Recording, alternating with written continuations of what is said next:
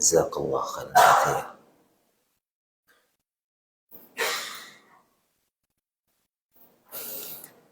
Assalamualaikum warahmatullahi wabarakatuh. Alhamdulillahi rabbil alamin. Hamdan katsiran tayyiban mubarakan fih. Kama yuhibbu rabbuna wa yarda. Ashhadu an la ilaha illallah wahdahu la syarika lah wa ashhadu anna Muhammadan abdullahi wa rasuluh wa la nabiyya ba'dah. Wa ba'du, Allahumma salli ala Muhammad wa ala ali Muhammad kama sallaita ala Ibrahim wa ala ali Ibrahim innaka Hamidum Majid. Allahumma barik ala Muhammad wa ala ali Muhammad kama barakta ala Ibrahim wa ala ali Ibrahim innaka Hamidum Majid. Bapak dan Ibu kaum muslimin jamaah salat subuh, arsyadani wa arsyadakumullah. Pembicaraan kita masih membicarakan terkait dengan sosok suami yang buruk untuk keluarganya, untuk istrinya, untuk anak-anaknya. Yaitu seorang suami ketika membawa harta ke rumahnya, ia gunakan harta tersebut sebagai nafkah keluarganya, istrinya, makannya, minumnya, kebutuhan pakaiannya, pendidikan anaknya, dan lain sebagainya. Tetapi harta tersebut diperoleh dengan cara yang tidak halal. Di antara cara mendapatkan harta yang tidak halal, yang diharamkan oleh Allah Subhanahu wa ta'ala, oleh syariat kita, adalah transaksi yang di dalamnya ada ribanya.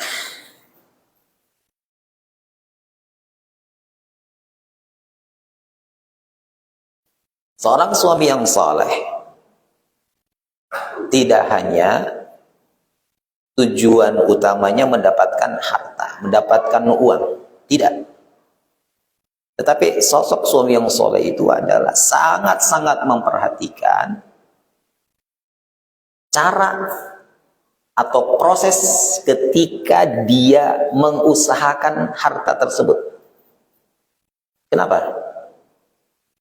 Karena suami yang saleh, ia selalu teringat dengan pesan nabinya, dengan pesan Rasulullah SAW, di mana Rasulullah SAW terkait dengan cara kita mengusahakan harta kita, rezeki kita adalah, Nabi mengingatkan kita semua, suami-suami yang saleh.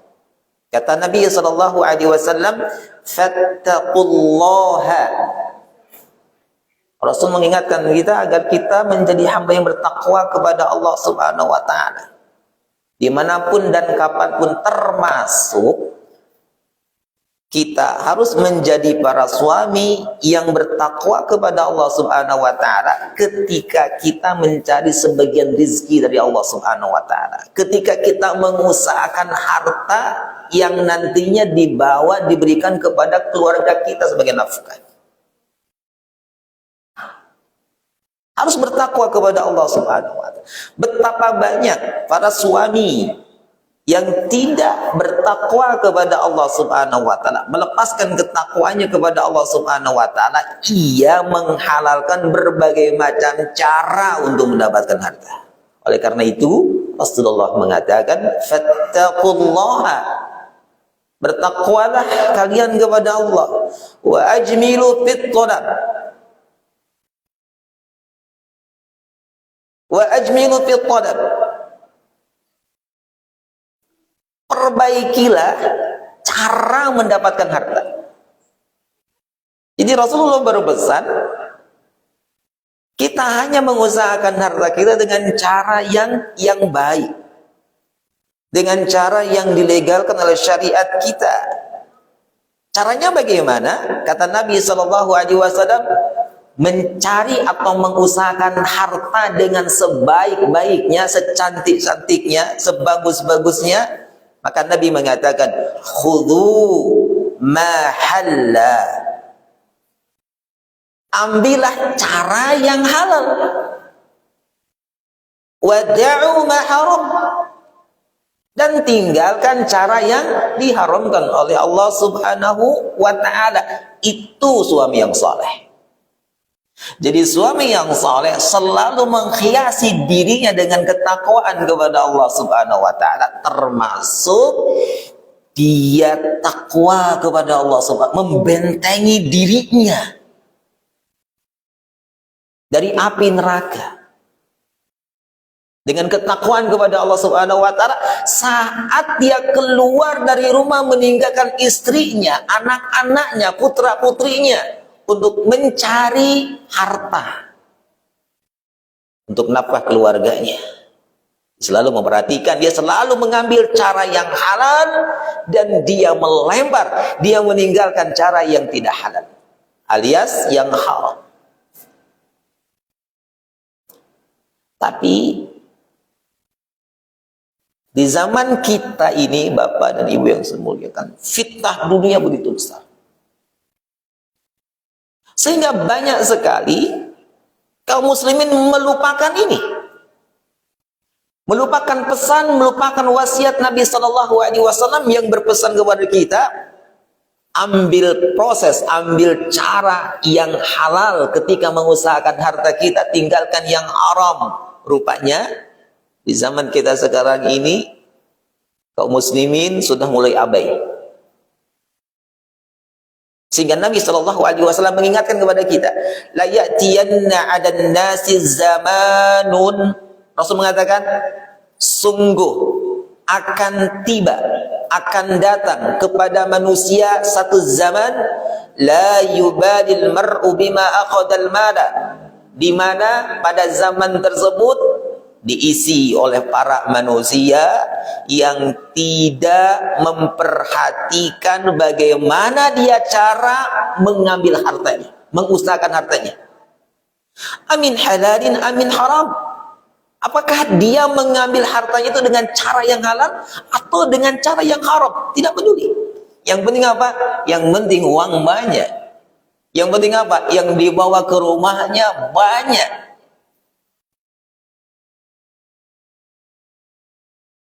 Ya. Hadis ini, Bapak yang mulia, menunjukkan kepada kita, Rasulullah SAW menggambarkan kepada kita bahwa keadaan manusia setiap harinya berubah. Keadaan mereka setiap harinya berubah. Dari satu zaman ke zaman berikutnya berubah. Dalam perubahan zaman tersebut dijelaskan oleh Nabi SAW, akan datang satu zaman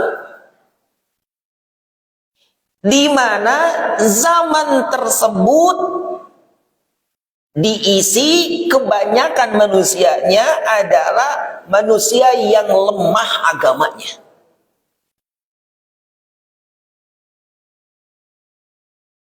Ya, yang lemah agamanya. Di antara kelemahan agama seseorang itu ditunjukkan dengan proses mencari harta. Kalau orang dalam proses mencari hartanya, mencari dunianya, dia menghalalkan berbagai macam cara, dia ambil cara yang haram, berarti menunjukkan kedhaifan, kelemahan agamanya. Ya, dia tidak lagi mempedulikan cara ketika mencari hartanya tersebut. Sehingga Rasulullah mengatakan akan datang satu zaman di mana zaman tersebut orangnya itu tidak mempedulikan lagi bagaimana mencari hartanya, apakah dengan cara yang halal atau dengan cara yang haram. Ini peringatan keras dari Nabi Shallallahu Alaihi Wasallam. Peringatan yang sangat keras dari Nabi Shallallahu Alaihi Wasallam agar apa? Agar kita ketika mengusahakan harta hanya menempuh jalan yang sesuai dengan syariat kita, yaitu jalan yang dihalalkan oleh Allah Subhanahu wa Ta'ala. Di antara cara mendapatkan harta yang dilarang, yang diharamkan oleh Allah Subhanahu wa Ta'ala dan Rasulnya, yaitu riba. Yaitu riba. Ijma' para ulama, riba itu haram. Tidak ada satupun ulama yang mengatakan riba itu halal. Ijma', konsensus, terjadi konsensus di kalangan para ulama bahwa riba itu haram. Dan yang mengatakan haram pula Allah Subhanahu wa Ta'ala. Allah Subhanahu wa Ta'ala mengharamkan riba. Rasulullah mengharamkan riba. Seluruh para ulama yang mengikuti Al-Quran, yang mengikuti sunnah dengan pemahaman yang benar, mereka mengatakan bahwa riba itu halal. Kalau ada orang di zaman kita sekarang ini yang mengatakan riba itu halal, apa kita ambil? Apa kita percaya? Tidak. Kenapa? Allah Rabbuna mengatakan bahwa riba itu haram. Wa ahallallahu al-bai'a wa harrama riba. Kata Allah Subhanahu wa Ta'ala dalam surah yang kedua ayat 275, Allah mengatakan wa ahallallahu al-bai'a, dan Allah telah menghalalkan jual beli, wa harrama riba, dan Allah telah mengharamkan riba. Kenapa Allah mengharamkan riba kepada kita? Karena riba bisa membinasakan, bisa menghancurkan kita. Riba bisa menghancurkan negeri kita. Riba bisa menghancurkan peradaban kita. Riba bisa menghancurkan masyarakat kita. Sehingga Rasulullah SAW dalam satu hadis yang diriwayatkan oleh Abu Hurairah radhiyallahu an, Rasulullah mengatakan kepada para sahabatnya, apa kata Nabi? Kata Rasulullah, ijtanibu as-sab'al mubiqat. Kata Nabi SAW, jauhilah oleh kalian 7 perkara yang membinasakan. Rasulullah SAW menyebutkan kepada para sahabatnya ada 7 perkara yang bisa membinasakan. Membinasakan siapa? Membinasakan pelakunya. Pada saat itu maka para sahabat bertanya kepada Rasulullah, qalu, manusia, para sahabat bertanya kepada Rasulullah SAW, ya Rasulullah, wahai Rasulullah, wa ma hunna, apa itu yang harus kami jauhi? Apa itu 7 perkara yang harus kami jauhi? Perkara tersebut bisa membinasakan kami, kata para sahabat Nabi SAW. Maka Rasulullah SAW menyebutkan satu persatu dari 7 perkara tersebut yang bisa membinasakan kita. Salah satu yang disebutkan oleh Nabi SAW. Kata Nabi SAW, wa aklur riba, makan hasil riba.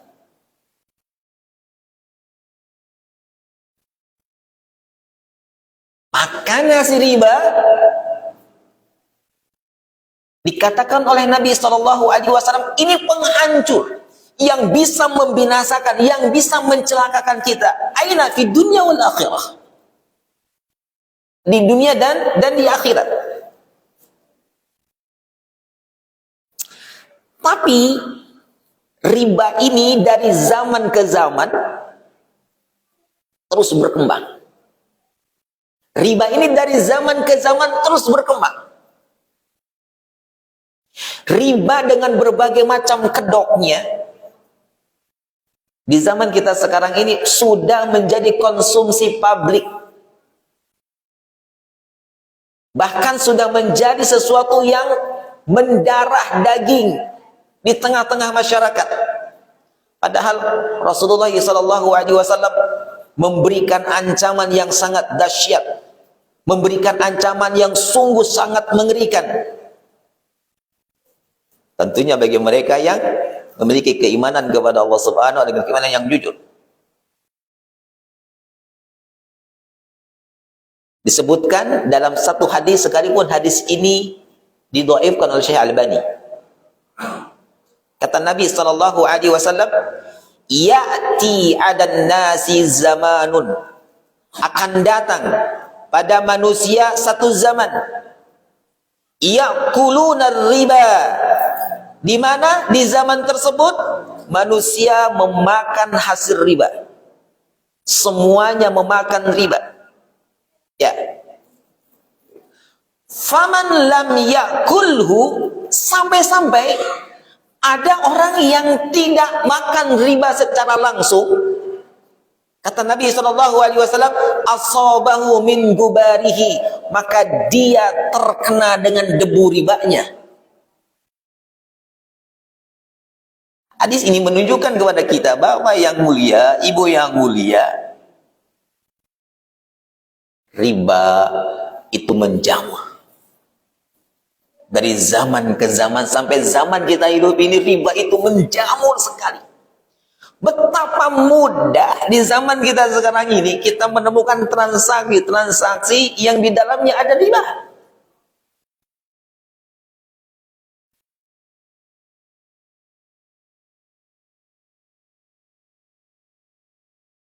Kalau riba ini sudah dilakukan oleh manusia terang-terangan, lihat, manusia sekarang ini melakukan transaksi riba itu sudah terang-terangan, seakan-akan sudah hilang rasa malunya. Padahal Rasulullah SAW memberikan ancaman, mengingatkan kita. Kata Rasul, "Idza dhahara zina war riba fi qaryatin faqad ahalu bi anfusihim adzaballahi." Andai kalau sudah merekah perbuatan zina, andai sudah subur menjamur perbuatan riba di satu kampung, di satu desa, di satu wilayah, di satu negeri, fi qaryatin, maka kata Nabi, faqad ahallu bi anfusihim, maka sungguh penduduk kampung tersebut, sungguh mereka itu telah menghalalkan bi anfusihim, dengan diri mereka, dengan jiwa mereka, dengan perbuatannya itu, dengan zina atau dengan ribanya tersebut, azab Allah Subhanahu wa ta'ala. Ini ancaman dari Nabi SAW yang sangat mengerikan sekali. Nantangin azab Allah. Dia nantangin azab Allah.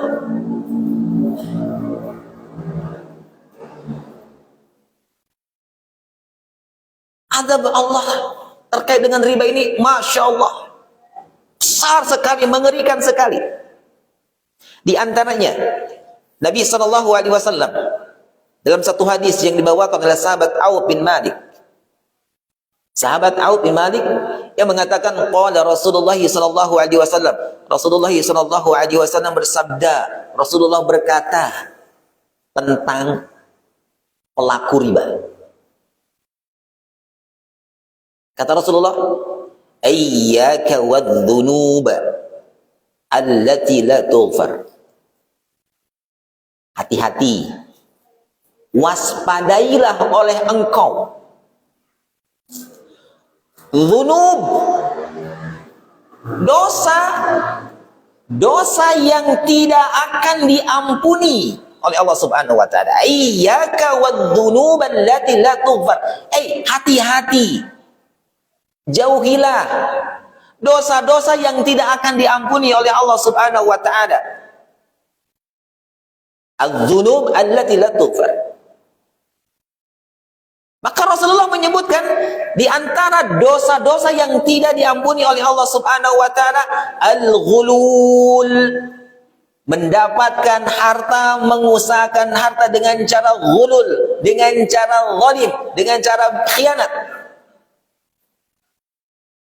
Faman ghalla syai'an, barang siapa yang mengusahakan hartanya dengan cara yang ghulul, dengan cara yang zalim, semisal khianat, ata bihi yaumal qiyamah, maka harta tersebut akan didatangkan pada hari kiamat ke hadapannya.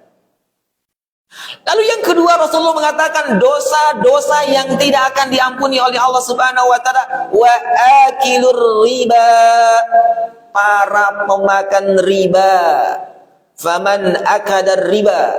Lalu Rasulullah melanjutkan, barang siapa yang memakan harta dari hasil riba, bu'itsa yaumal qiyamah, maka dia akan dibangkitkan pada hari kiamat majnunan yatakhabbatu, dalam keadaan gila, sempoyongan. Ini penghinaan. Allah Jalla wa'ala menghinakan pemakan riba. Sampai-sampai Allah Jalla wa'ala membedakan pemakan riba dengan yang lainnya. Ketika Allah membangkitkan manusia pada hari kiamat dari alam kuburnya, dari kuburnya masing-masing, maka pemakan riba bangkit dari kuburnya dalam keadaan apa? Dalam keadaan majnun, dalam keadaan gila. Ada nggak orang gila yang dimuliakan? Tak ada. Dalam keadaan sempoyongan. Ini pun khobar tentang azab bagi pemakan riba. Karena siksaan pemakan riba ini syadid, berat sekali Bapak dan Ibu yang saya muliakan. Keras sekali. Betapa keras siksaan pelaku riba. Dalam satu hadis yang disebutkan oleh Samurah bin Jundub radhiyallahu an, sahabat mulia Nabi sallallahu alaihi wasallam. Sahabat ini meriwayatkan hadis dari Nabi sallallahu alaihi wasallam di mana Nabi mengatakan, "Ra'aitul lailata rajulaini atayani, mohon maaf. Ra'aitul lailata rajulaini atayani." Kata Rasulullah menceritakan, satu malam aku melihat dua laki-laki mendatangi aku. Dua laki-laki yang dimaksudkan Rasul adalah malaikat. Ada dua malaikat yang datang menemui Nabi sallallahu alaihi wasallam. Lalu dua malaikat tersebut membawa aku ke sebuah lapangan yang suci, ke sebuah tanah yang suci. Lalu kami pun bertolak dari sana menuju ke satu sungai, di mana sungai tersebut isinya bukan air.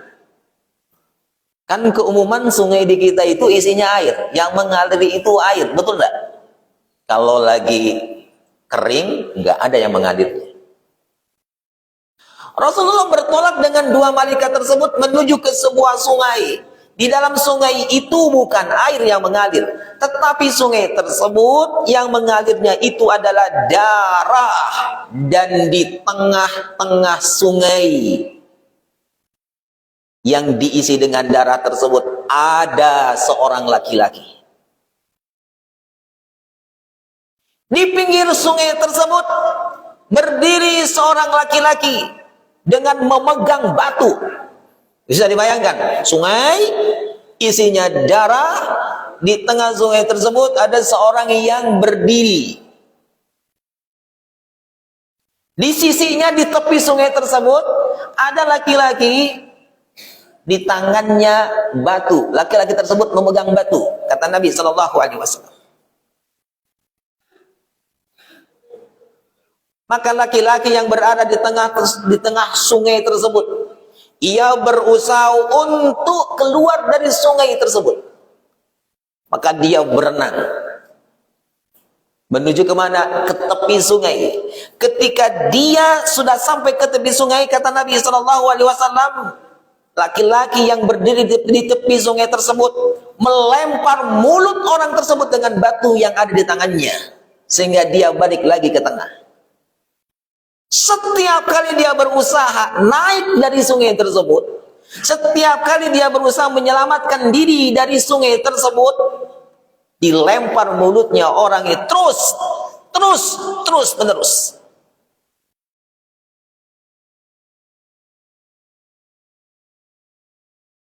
Balik lagi dia ke tengah, berusaha ke pinggiran, dilempar lagi, balik lagi ke tengah, terus menerus. Maka Rasulullah bertanya kepada malaikat, fakultu, kata Rasulullah, fakultu, aku pun bertanya, ma hadza, kenapa ini? Ma hadza, kenapa ini?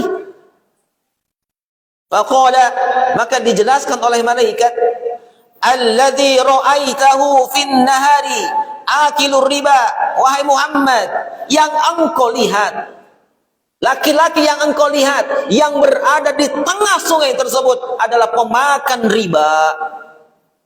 Itu nasib pemakan riba, kecil atau besarnya, sedikit atau banyaknya. Nasib pemakan riba di negeri akhirat sangat mengenaskan sekali. Dia berenang di sungai yang isinya darah. Dia ingin selamat dari siksaan tersebut, tetapi tidak mampu. Terus disiksa. Waliyadzubillah. Ini menunjukkan kerasnya siksaan riba. Bahkan kalau kita bandingkan perbuatan riba, memakan harta dengan cara riba, kita bandingkan dosanya dengan zina, maka riba itu lebih buruk daripada perbuatan zina. Rasulullah mengatakan, dirhamur riba, kata Nabi. Dirhamur riba. Dirham, rupiah, dolar, uang yang dihasilkan dengan cara riba, kata Nabi SAW, dirhamur riba, yakuluhur rajul. Satu dirham yang dihasilkan dari riba lalu dimakan oleh seseorang, wahwa ya'lamu, dan dia tahu hartanya, uangnya, dirhamnya, rupiahnya, dolarnya dan sebagainya berupa uang, berupa harta, dia tahu diusahakan, didapat, diperoleh dengan cara riba. Kata Rasul, asyaddu min sittin wa thalathina zaniyah, itu lebih dahsyat, itu lebih buruk daripada perzinahan yang dilakukan sebanyak 36 kali. Satu kali berzina bagi yang sudah menikah, dia apa? Dirajam sampai meninggal dunia. Yang belum pernah nikah dihukum dengan apa? Dilempari dengan batu 100 kali. Kemudian diusir dari kampungnya, selama 1 tahun dia diasingkan. Itu sekali melakukan perbuatan zina. Seseorang yang mendapatkan hartanya dengan cara riba, lalu dia makan harta tersebut, dia tahu ini hasil riba, tapi dia abai, dia tidak pedulikan. Kata Nabi SAW, itu lebih buruk daripada berzina sebanyak 36 kali. Ini menunjukkan dalam perbuatan riba itu ada keburukan yang sangat luar biasa sekali. Di hadis yang lain, Hadis yang diriwayatkan oleh Imam At-Tabrani dan para imam muhadis yang lainnya. Dan hadis ini dianggap sahih oleh Syekh Albani rahimahullah ta'ala. Rasulullah mengatakan, "Ar-riba isnani wa sab'una baba." Rasulullah mengatakan, dengarkan ibu, dengarkan pak, wahai para suami yang saleh. Rasulullah mengkhabarkan kepada kita, "Ar-riba isnani wa sab'una baban." Dosa riba itu memiliki 72 pintu. Dosa riba itu, pada riba ada 72 pintu dosa. 72 pintu dosa. 72 dosa itu tercover dalam riba. Dalam riba ada 72 pintu dosa. Lalu Rasulullah menjelaskan dosa yang paling kecil. Pintu dosa yang paling kecil yang ada pada riba. Rasul mengatakan, adnaha mislu ityanir rajulu ummahu. Dosa, pintu dosa terkecil yang ada dalam riba adalah seorang anak yang mendatangi ibu kandungnya sendiri. Maksudnya adalah seorang anak yang berhubungan badan, seorang anak yang berhubungan intim dengan ibunya. Itu pintu dosa yang terkecil yang ada dalam riba. Lalu Rasulullah menyebutkan pintu dosa terbesar yang ada di dalam riba. Rasul mengatakan, wa inna arbar riba, sesungguhnya riba yang paling besar ialah istitadatur rajulu fi ardi akhihi, yaitu seseorang yang melanggar kehormatan saudaranya. Seseorang yang menginjak harga diri saudaranya, menghinakan saudaranya, menjatuhkan kehormatan kemuliaan saudaranya, itu adalah arbar riba. Pintu dosa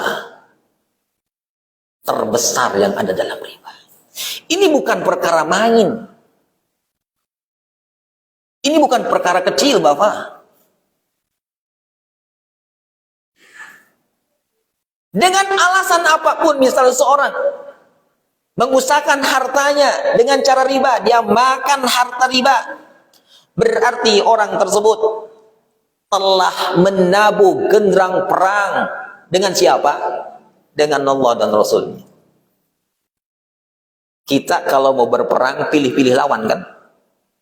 Kalau kita tahu lawannya kuat, persenjataannya lengkap, perbekalan makanannya Masya Allah tidak habis, dimakan bertahun-tahun, berani nggak kita lawan dia? Di samping itu persenjataannya canggih, sekali pijit hancur kita. Kira-kira berani nggak ngelawannya? Ini pelaku riba.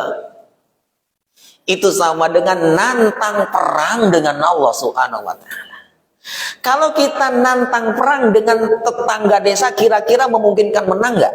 Ada kemungkinan menang.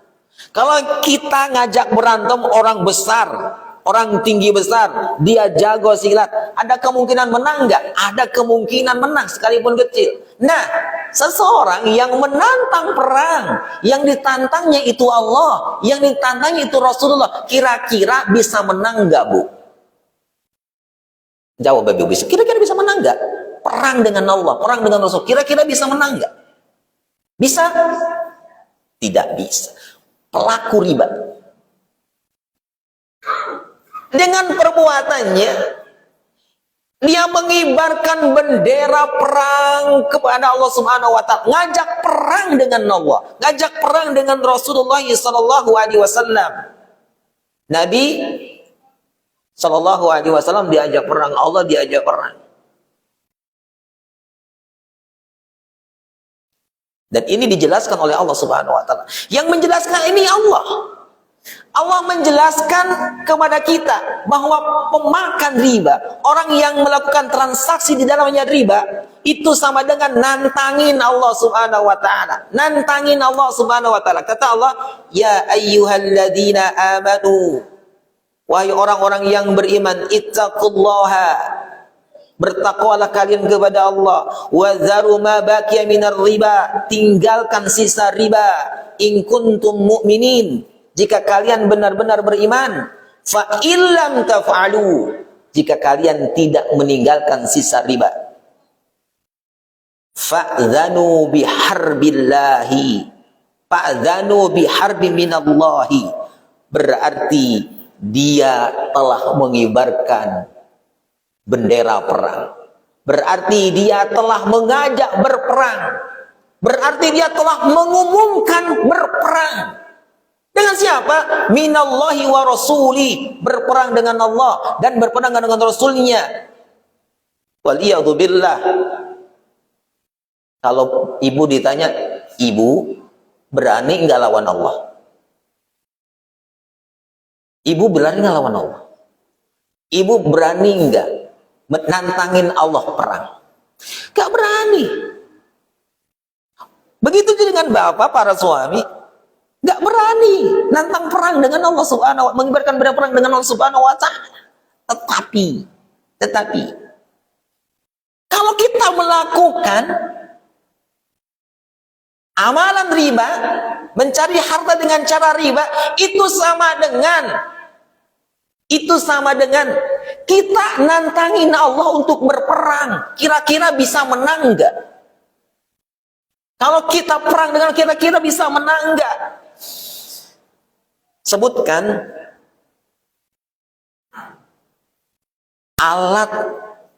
satu alat sekali pijit bisa menghancurkan dunia. Ada nggak? Ada nggak? Bikin nih satu alat yang sekali lempar dunia hancur. Ada nggak? Dulu kejadian dulu apa? Yang melanda Jepang. Apa itu namanya? Bom. Bom atom. Menghancurkan mana?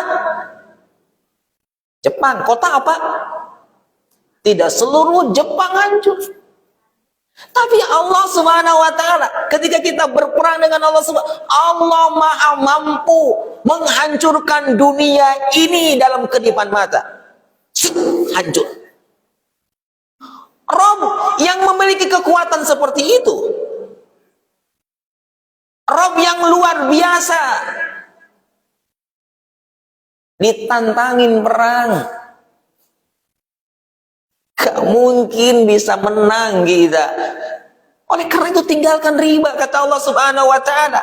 Wa dzaru ma baqiya minar riba. Kalau kita tidak berani perang dengan Allah Subhanahu wa ta'ala, maka tinggalkan riba.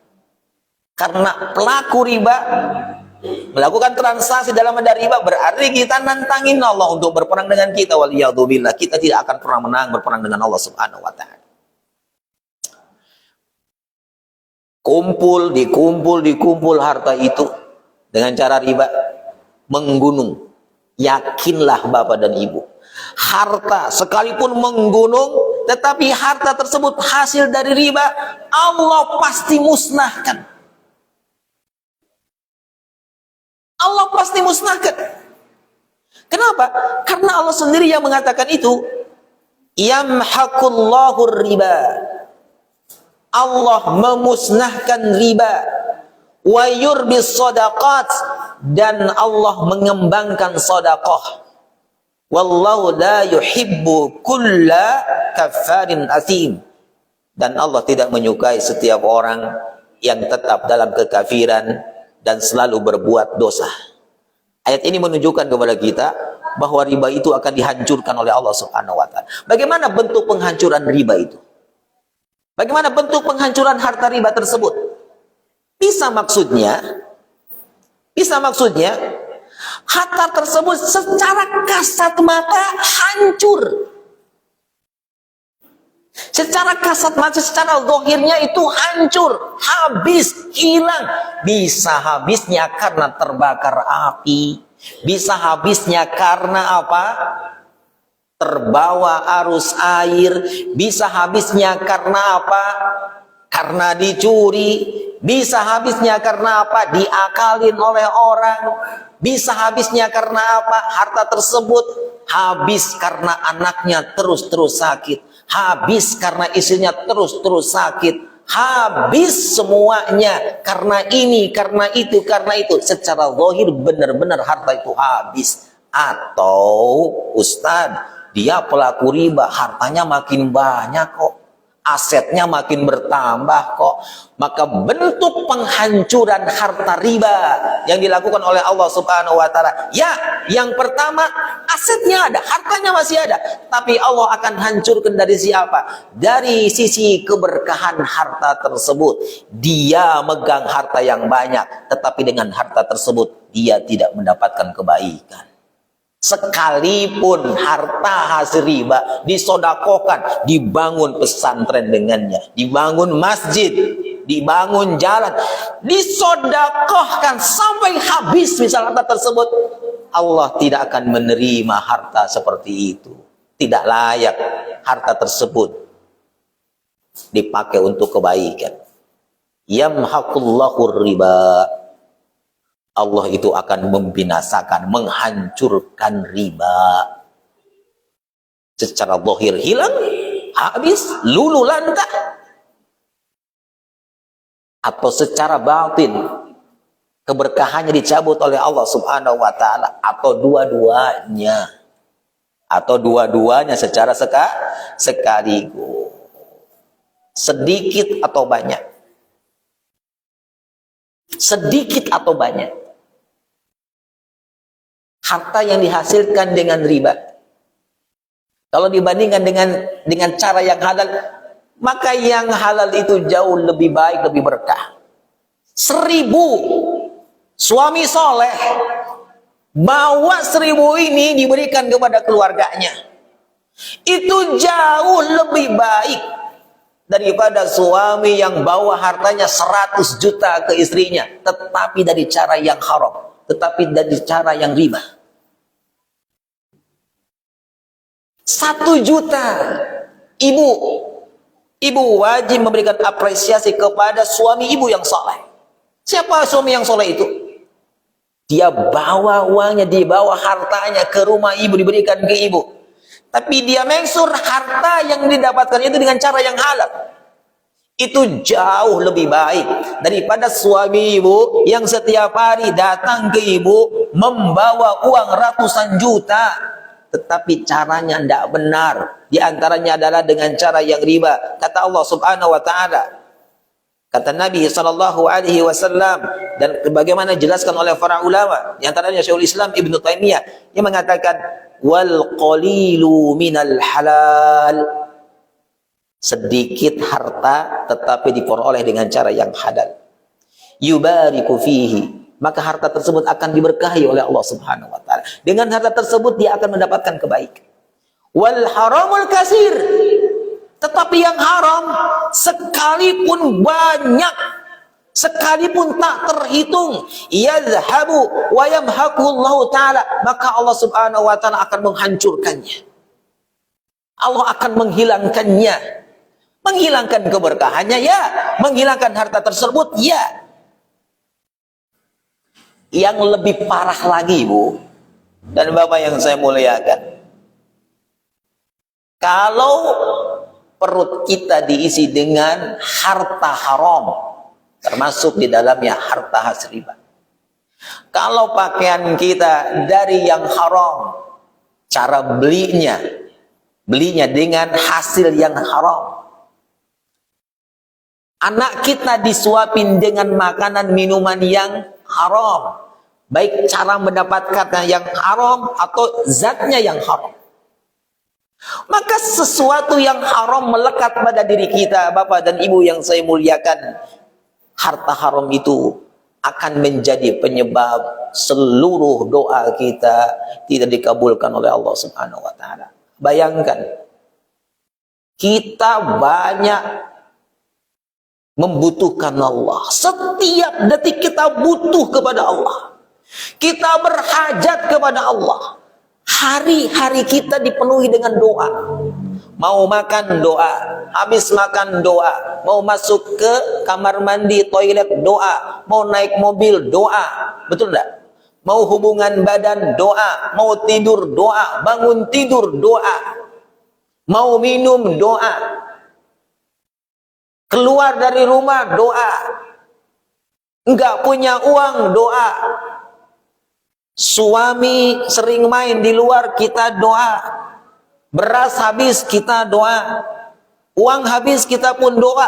Hari-hari kita dipenuhi dengan doa. Itu menunjukkan hajat kita kepada Allah Subhanahu wa taala. Bisa dibayangkan, doa kita satu pun tidak diijabah oleh Allah Subhanahu wa taala. Begitu dua permintaan kita, doa kita untuk kebahagiaan akhirat jauh lebih kita butuhkan dari Allah Subhanahu wa taala. Itu semua, bayangkan ibu, setiap kali kita minta ke suami satu permintaan, dua permintaan, setiap kali kita meminta kepada suami gak pernah dikasih, kira-kira kecewa enggak? Ibu kecewa enggak? Kalau punya suami, setiap kali ibu meminta sesuatu yang kecil atau besar tidak pernah ngasih, kira-kira kecewa enggak? Kecewa. Alarm apa itu? Dikira kebakaran. Kecewa.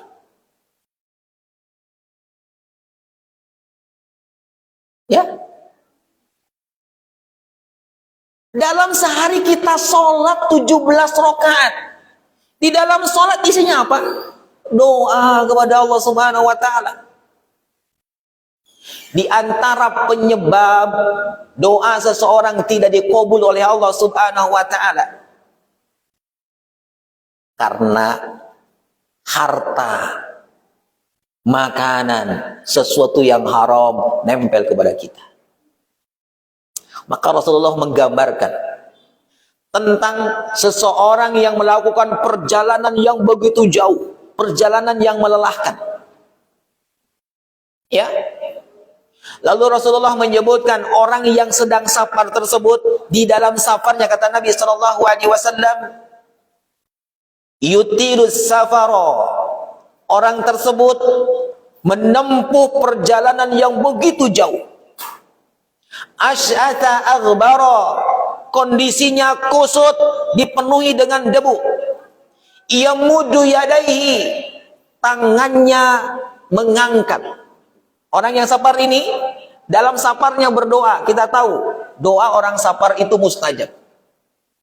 Doa orang yang safar itu doanya mustajab.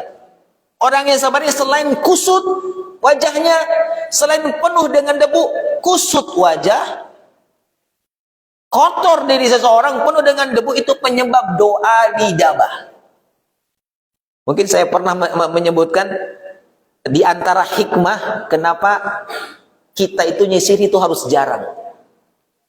Karena dalam kondisi kita kusut itu menyebabkan doa kita diijabah oleh Allah Subhanahu wa taala. Ketika Rasulullah keluar untuk meminta apa? Meminta hujan. Kering. Rasulullah diminta untuk berdoa kepada Allah meminta hujan. Maka Rasulullah keluar dengan apa? Dengan mengenakan pakaian yang terjeleknya.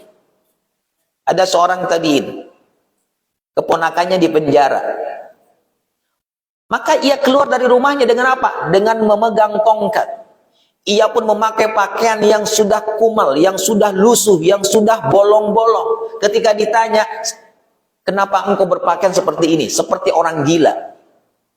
Kenapa engkau berpakaian seperti ini? Maka dia mengatakan, aku ingin berdoa kepada Allah, dan aku ingin doaku diijabah oleh Allah Subhanahu wa taala untuk pembebasan keponakanku. Kondisi kita yang kusut, yang acak-acakan, itu membuat doa kita diijabah oleh Allah Subhanahu wa taala. Begitu juga safar kita. Safar ke Surabaya, safar ke Saudi. Dalam safar tersebut doa kita mustajab insya Allah Subhanahu wa taala. Yang mudu yadai, orang itu mengangkat tinggi tangannya berdoa. Doa orang safar mustajab. Lalu di dalam doanya dia menempuh cara yang menyebabkan doanya pun diijabah. Ketika mengangkat tangan, dia menyebut nama Allah, Ya Rabb, Ya Rabb. Menyebut nama Allah dalam doa termasuk penyebab doa kita dijabah oleh Allah Subhanahu. Orang ini memiliki beberapa penyebab doanya diijabah. Kondisinya yang kusut, kondisinya yang kotor, kondisinya yang acak-acakan, tangannya menengadah, mengangkat tangan termasuk apa? Mustajab doa. Sehingga Rasulullah ketika istisqa meminta hujan, beliau apa? Meninggikan tangannya sampai ketiak beliau kelihatan. Itu menunjukkan keseriusan seorang berdoa. Lalu dia menyebut nama Allah, menyebut nama Allah sebagai wasilah doa kita diijabah oleh Allah Subhanahu wa taala. Tetapi apa kata Nabi? Apa kata Nabi? Wa mat'amuhu haramun. Sedangkan makanannya haram, dia makan dari hasil yang haram atau zatnya yang haram. Wa mashrabuhu haramun, minumannya haram. Wa malbasu haramun, pakaian yang dikenakan dari yang haram. Wa ghudiya bil harami, dia disuapi dengan yang haram. Kata Nabi, fa anna yustajabu lidzalik, bagaimana mungkin doanya diijabah? Ini musibah besar Bapak dan Ibu. Ketika doa kita tidak diterima, tidak dimakbul, tidak dijabah oleh Subhanahu wa taala, kita banyak kebutuhan kepada Allah dengan sebab riba, dengan sesuatu yang haram menempel kepada kita, menyebabkan doa kita tidak diterima, tidak dikabul oleh Allah Subhanahu wa taala. Bahkan pelaku riba itu adalah manusia yang dilaknat. Pelaku riba itu manusia yang dilaknat oleh Allah, dilaknat oleh Rasulnya. Yang dimaksud dengan manusia dilaknat itu adalah manusia yang terjauh dari kebaikan. Orang yang dilaknat Allah itu adalah manusia yang dijauhkan dari kebaikan. Dari sahabat Jabir radhiyallahu anhu, Nabi mengatakan, la'ana ar-rasul, Jabir mengatakan, la'ana ar-rasul sallallahu alaihi wasallam akidar riba. Rasulullah melaknat pemakan riba. Wa mukilahu, ya, dan melaknat orang yang memberikan atau membayar riba. Wa katibahu, dan orang yang mencatat riba. Wa syahidahu, wa syahidaihi, dan orang yang menyaksikan transaksi riba. Kata Nabi, hum sawa, mereka itu sama. Rentenir, ya rentenir itu tidak mesti individu. Ada rentenir itu berupa institusi, berupa pengusaha, minjemin uang, tapi ketika mengembalikan ada lebihnya, itu rentenir.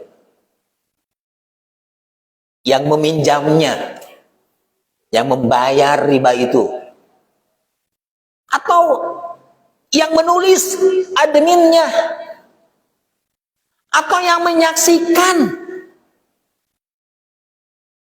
Kata Nabi SAW, itu sama, dosanya sama, sama-sama dilaknat oleh Allah Subhanahu wa taala. Kalau sekarang menjadi satu kebanggaan kalau salah satu putra putrinya bekerja di satu perusahaan, tetapi perusahaan itu adalah berupa apa? Yang suka memberikan pinjaman dengan cara yang riba.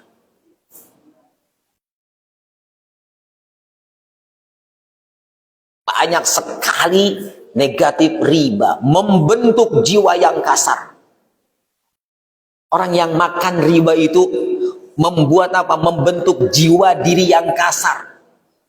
Padahal kata Nabi SAW, la tunza'ur rahmah illa min syaqiyyin.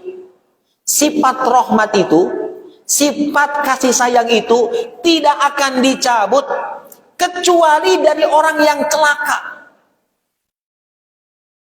Ya, kecuali orang yang celaka. Di antara sekian banyak orang yang celaka itulah pemakan riba. Jadi orang yang suka memakan riba atau rentenir, dicabut darinya apa? Rasa kasih sayang. Maka lihat tuh, rentenir itu ketika nagih nggak ada perasaannya. Ketika tidak dibayar, apapun yang ada di rumahnya diangkut, tidak melihat nilainya lagi. Sadis itu. Bahkan melakukan kekasaran.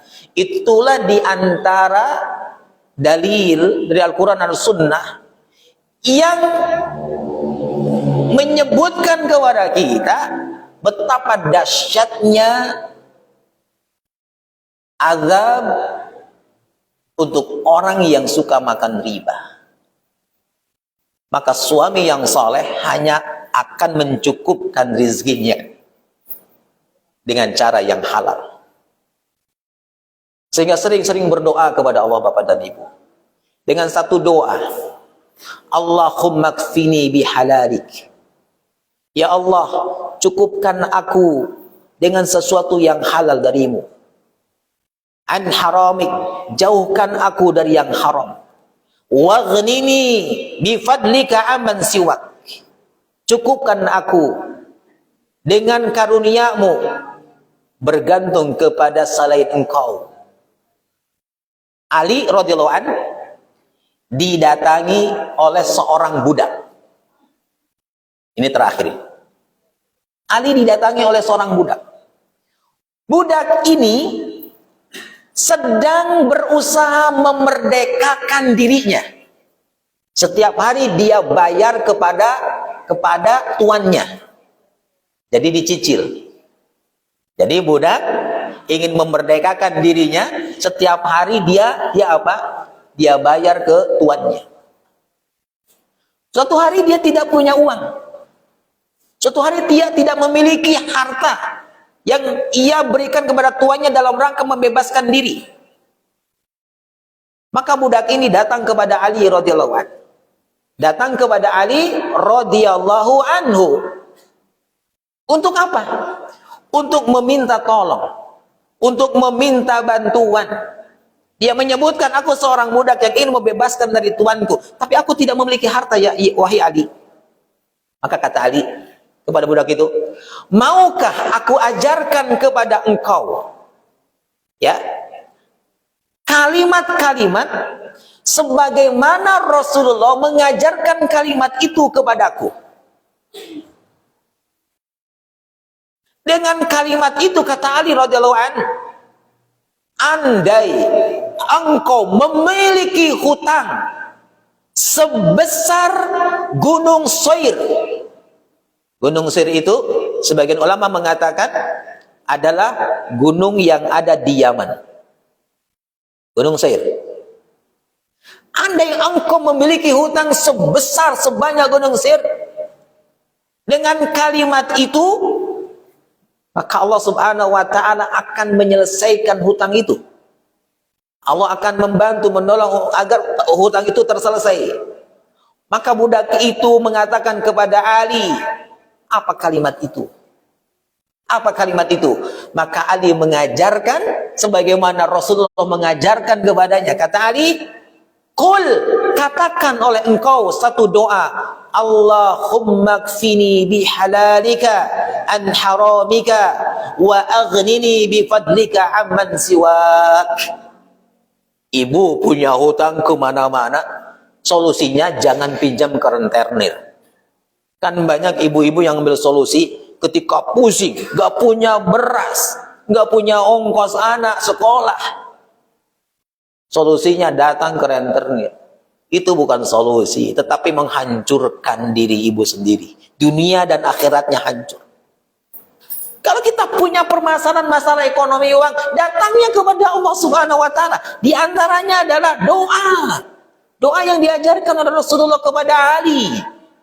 Sekalipun hutangmu sebesar Gunung Soir, itu menunjukkan apa? Betapa banyak hutangnya itu. Maka dengan wasilah doa ini, Allahumma kfini bihalalika an haramika. Yuk sama-sama. Allahumma kfini. Allahumma kfini bihalalika an haramika wa aghnini bifadlika amman siwak. Maka insyaallah ta'ala, sebesar apapun, sebanyak apapun hutang ibu dan bapak, insyaallah ini sebagai penyelesaiannya. Barakallahu fikum. Subhanaka bihamdika asyhadu an la ilaha illa anta astaghfiruka wa atubu ilaik. Wassallallahu ala Muhammadin wa ala alihi wa ashabihi wa man tabi'a ila yaumiddin. Assalamualaikum warahmatullahi wabarakatuh.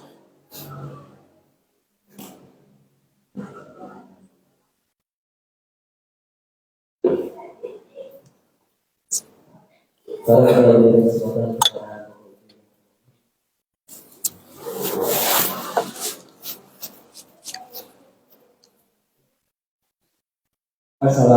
warahmatullahi wabarakatuh. Waalaikumsalam. Salah satu di antara cara pemerintah mengendalikan riba adalah memberikan. Saya punya teman bangkit UMKM terbesar di Indonesia. Dia belajar syariah dan mengatakan bahwa syariah riba itu sebetulnya masih ada riba. Kemudian beberapa waktu yang lalu Ustaz dikenal dengan Yusuf Hamka, pengusaha yang terkenal. Dia pinjam uang di bank syariah swasta. Kalau Eko dia membayar, tetapi tetap saja dianggap utangnya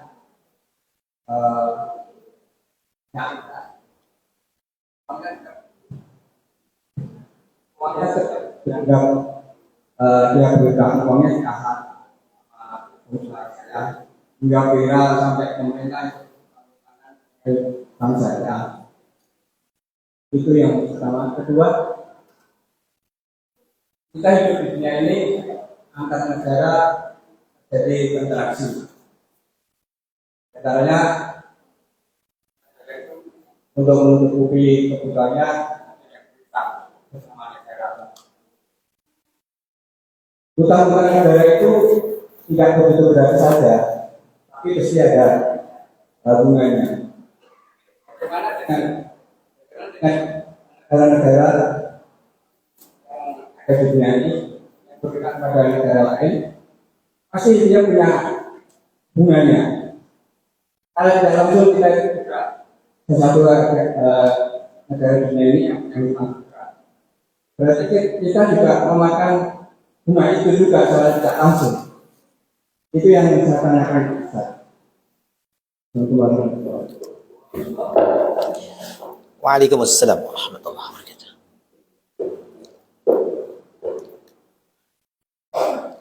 Terkait dengan salah satu bank yang melabeli banknya tersebut dengan syariah, bank syariah.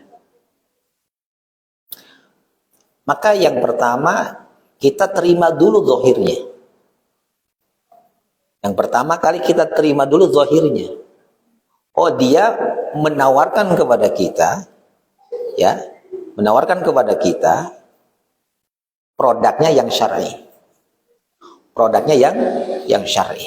Kita terima dulu. Kecuali kalau kita sudah mendapatkan ada kecacatan dalam muamalah dengan bank atau para penyedia jasa keuangan tersebut. Muamalahnya menyelisihi syariat kita.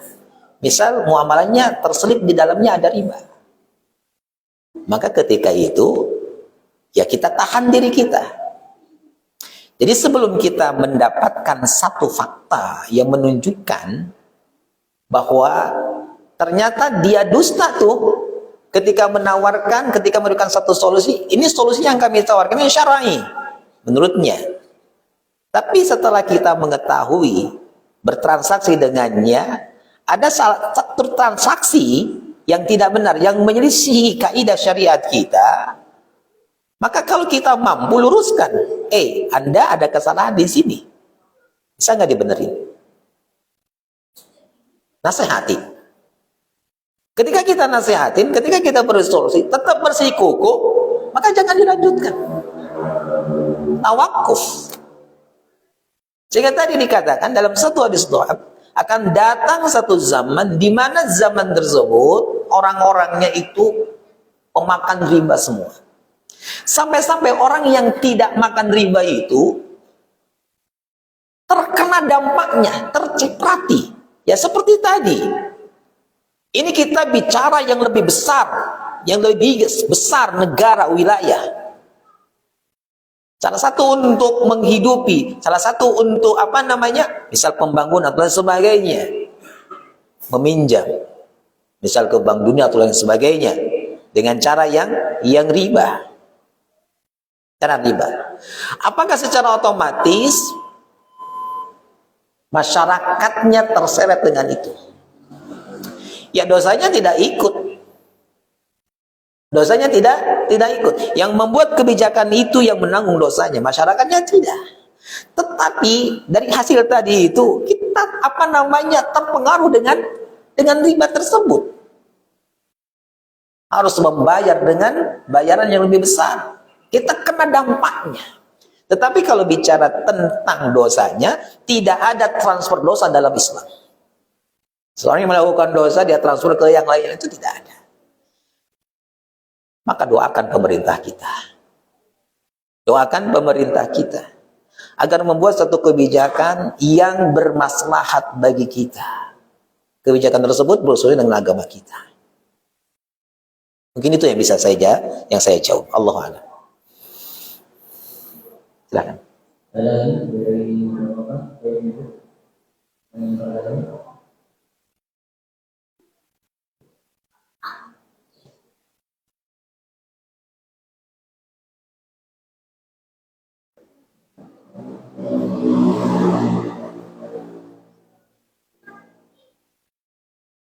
Assalamualaikum warahmatullahi wabarakatuh. Waalaikumsalam warahmatullahi wabarakatuh. Kalau misalkan kita membeli barang dengan cara mencicil seperti rokok semua itu masih tidak ada. Dan seandainya kita punya uang yang bersito itu masih tidak ada. Baik. Assalamualaikum warahmatullahi wabarakatuh. Waalaikumsalam warahmatullahi wabarakatuh. Membeli barang dengan cara kredit itu masyru'. Membeli barang secara kredit, pembayarannya dengan dicicil, itu boleh. Masyru'. Ya, masuk. Misal, kita membeli rumah dengan cara dicicil. Harganya 200 juta. Dicicil 5 tahun. Setiap bulannya kita membayar sekian rupiah, sekian juta. Setelah 5 tahun, selesai 200 juta. Tapi, kalau di dalamnya itu ada riba, maka nggak boleh. Contoh, membeli motor. Ya, membeli motor.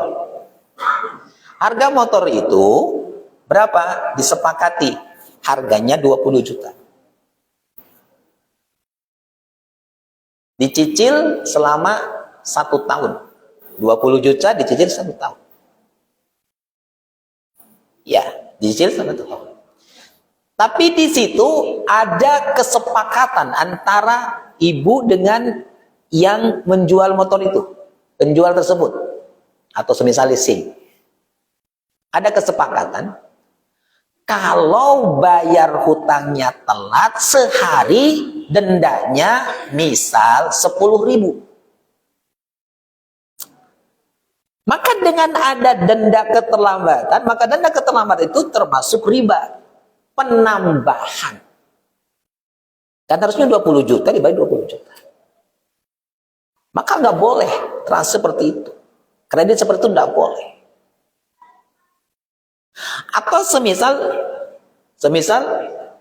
beli sepeda kredit, sepedanya bagus 100 juta. Kan sekarang mah yang beli sepeda yang begitu 100 juta sepeda itu, masuk 80 juta 100 juta beli sepeda kredit, cicilannya setiap bulan sekian juta. Normatifnya adalah misal beli sepeda 100 juta bayar 100 juta. Ya. Lalu memiliki kewajiban bayar setiap bulannya, tetapi ternyata itu ada kelebihan dari pokok tersebut. 100 juta ada kelebihannya 200 juta. Berarti itu riba, nggak boleh. Membeli barang dengan kredit boleh. Tetapi kalau di dalamnya itu ada potensi, ada akad yang diselipin, akad ribanya itu tidak boleh. Nggak boleh. Kenapa? Karena beli itu berarti kan kita bertransaksi, kita punya hutang kepadanya. 100.000 ya dibayar 100.000. Ketika kita punya hutang 100.000 dibayarnya 120.000. Berarti yang 20-nya itu ada penambahan dari yang pokok, itu riba namanya. Maka nggak boleh. Ya, jadi membeli barang dengan kredit boleh. Tetapi kalau misal ada denda, maka denda itu sebagai ribanya nggak boleh. Kan kebanyakan kredit itu seperti itu. Ya, kebanyakan kredit itu seperti itu. Disepakati harganya itu 100 juta, ketika sudah diproses pembayaran jadinya 150 juta. Plus di dalamnya ada denda. Maka itu sudah jelas transaksi riba, nggak boleh. Nggak boleh. Ya, nggak boleh. Ketika ada diberikan solusi, misal kepada seorang yang butuh rumah, dia tidak punya uang cash, tidak punya uang cash, maka dia datang kepada satu lembaga yang menyediakan jasa keuangan. Ya, caranya adalah si jasa keuangan tersebut beli rumah dulu. Beli rumahnya misal 100 juta. Untuk ibu yang butuh rumah. Misal ibu ngomong ke saya, Ustaz, atau ibu datang ke Ustaz Surya, Ustaz, anak nggak punya rumah. Antum bisa nggak memfasilitasi? Oh bisa. Mau rumah seperti apa? Tanahnya yang berapa? Luas bangunnya berapa? Oh yang sekian. Harganya 200 juta ternyata. Baik. Ustaz Surya beli rumah 200 juta dengan spesifikasi sesuai dengan permintaan ibu. 200 juta. Maka yang kedua, transaksi ibu dengan Ustaz Surya. Kan nggak mungkin Ustaz Surya tidak mengambil untung. Dia juga ingin mengambil untung. Apalagi bayarnya 5 tahun. Nggak mungkin 100 juta Ustaz Surya boleh mengambil keuntungan. Jual kembali, transaksi kembali dengan ibu, harganya misal menjadi 400 juta. Dicicil 400 juta tersebut selama 5 tahun. Maka ini masyru' syar'i. Halal. Berbeda halnya kalau misal si A ke si B, anak nggak punya rumah pasti tadi dong. Maka si B dia menyiapkan rumah, harganya 200 juta sama. Dikatakan, nih rumahnya sudah ada. Maka terjadi jual beli. Dia katakan harganya 200 juta. Tetapi ketika dicicil setelah 5 tahun menjadi 400 juta. Yang 200 itu riba fadl namanya. Tidak boleh. Jadi, ibu boleh tuh jualan dengan pembayaran kredit. Kemudian menambah harga dari harga beli ibu. Kenapa? Karena dibayarnya dengan kredit 1 tahun misal, 6 bulan misal, atau 2 tahun. Jadi mengambil keuntungannya terlebih dahulu. Ini biasanya memberatkan bagi pembeli, biasanya kan begitu. Akan terkesan besar. Terkesannya besar. Padahal kalau dihitung sama aja. Ya, sama aja. Itu yang membedakan antara riba dengan yang jual beli yang syar'i. Jadi boleh Bu ya. Jual beli secara kredit itu boleh. Tapi di dalamnya jangan ada potensi ribanya. Allahu a'lam bishawab. Cukup Ustaz sudah ya?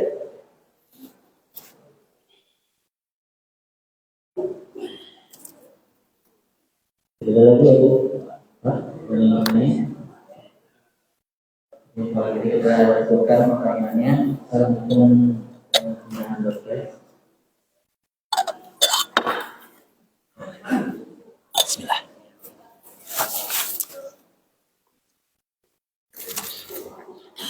Door prize untuk ikhwan. Nomor 10 siapa Pak?